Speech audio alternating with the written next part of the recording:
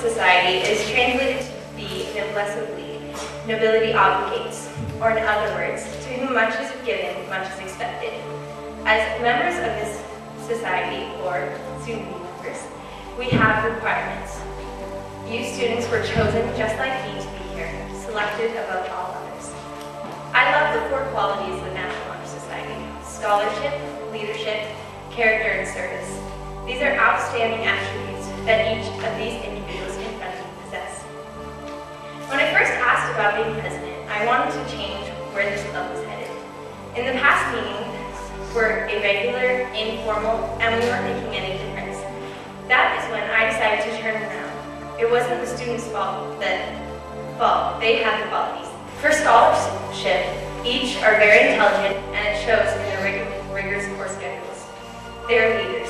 For the application, there's a section to list leadership positions in the past that they've had. So they should have that too. And they are filled with character, and I can see it on their faces.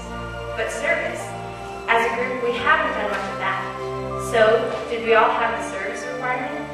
I think that service is the output of this group. I mean, all of these things we work on our own, they're achieved by ourselves and for our own benefit, but service is for others. So that's where I decided to start. As a group, we can make a difference. Now I'm going to use some great words by other people on service to get across my point.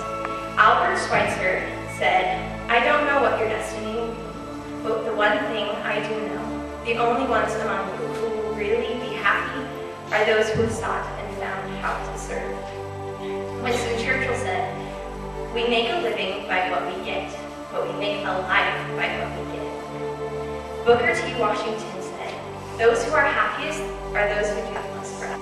Albert Einstein said, "Only a life for others is a life worthwhile." And Anne Frank said, "How wonderful is it that nobody need wait a single moment before starting to improve the world." I encourage you to improve this world. These great people started just like you once and made a difference. Now, I found this poem and I want to share it with you. When I originally planned this talk, it was after you were inducted, and so it is about light, and it symbolizes your candles. So, hold high the torch, you did not light its glow, 'twas given you by other hands, you know. 'Tis yours to keep it burning bright, yours to pass on when someone else needs light. For there are feet that we must guide, and other forms marching by our side, and efforts which we think not worth the while, maybe perhaps the very things they need, are actions to which their souls will take heed, so that in turn they'll hold it high and say, I saw another carry it this way."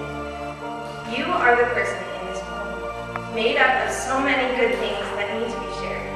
All of these other qualities are great, don't underestimate them, but I want your shining faces to go forward and serve, to be a light to those who need